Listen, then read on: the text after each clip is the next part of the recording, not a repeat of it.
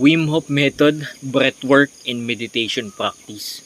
3 rounds of 30 deep breaths with 1 minute hold in between. Ito yung daily habit na hindi nawawala sa akin everyday. Pagkagising ko, then ginawa ko lang yung mga dapat kong gawin. Yun, magbe-breathwork na ako.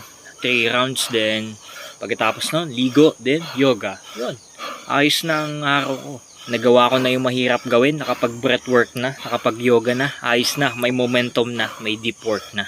1 year ko nang ginagawa ito. Nagsimula akong mag-breathwork nung nabasa ko yung libro ni Wim Hof na The Iceman. At saka nung nakita ko yung mga works ni Troy Casey, kung tawagin din ay Certified Health Nut, saka si Gary Brecka, isa namang biohacker. At syempre, bago ko sinimulan tong journey na to, pinag-aralan ko muna yung mga works ni Wim Hof, yung mga libro niya, yung mga program niya na step by step. Sabi nga, learn from the master. Para sa akin lang naman, opinion ko, kaya patuloy kong ginagawa ito, ay maganda ang nagiging pakiramdam ko dito.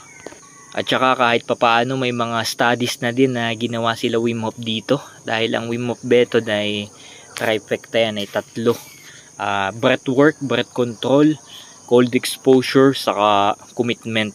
Ang meron tayo ay breathwork saka commitment. Wala tayong cold exposure dahil nandito tayo sa Pilipinas. Ang option naman natin dito sa mga simpleng taon tulad natin ay bibili tayo ng mga 3 yelo, ilalagay sa timba, tutunawin, ayun, saka natin papaligo. Kung mayaman-yaman naman ay di cold shower. Pero ang mismong focus talaga natin ngayon ay breathwork or breath control. Para sa akin lang naman at sa sarili kong opinion, madami akong makukuha ditong benefits. Una, at dahil ang ginagawa natin ay controlled hyperventilation, ma-oxygenate ang ating blood ng katawan. Pangalawa, kahit papaano maiiba yung pH ng blood natin, magiging alkaline. Pangatlo, ma-activate natin yung autonomic nervous system or parasympathetic nervous system habang tayo ay nagme-meditate or yung exhalation part. Pangapat, stress reduction dahil talaga nakakakalming ito. Panglima, enhance mental clarity. Talagang focus ka talaga dito, madadala mo to habang ikay nagwo-workout.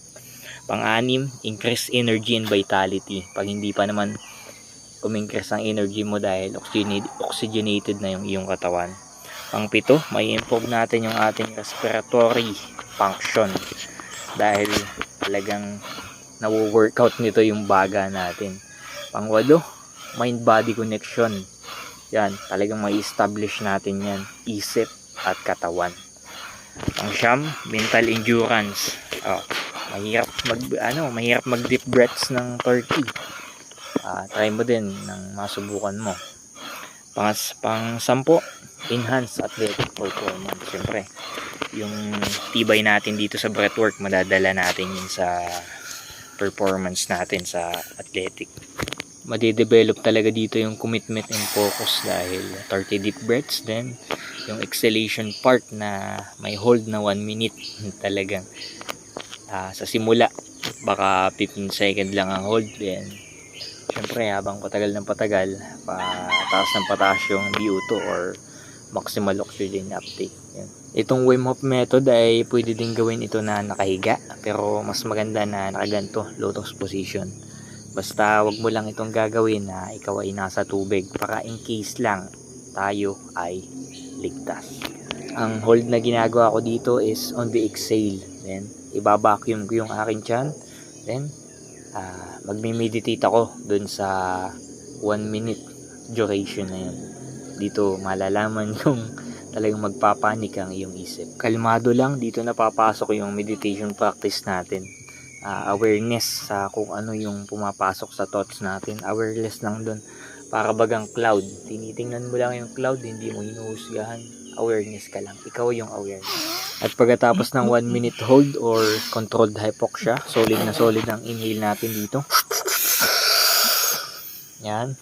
Punong-puno ng oxygen ang mga alveoli natin yan. 100% yung lung natin. Punong-puno ng oxygen. May timer nga pala ako lagi dyan para alam ko kung nag-elapse na yung 1 minute. At pagkatapos ko naman ng 3rd round ng breathwork, diretso meditation na yun para kalmado yung katawan natin dahil doon sa breathwork. Mas lalo po siyang magiging kalma doon sa meditation.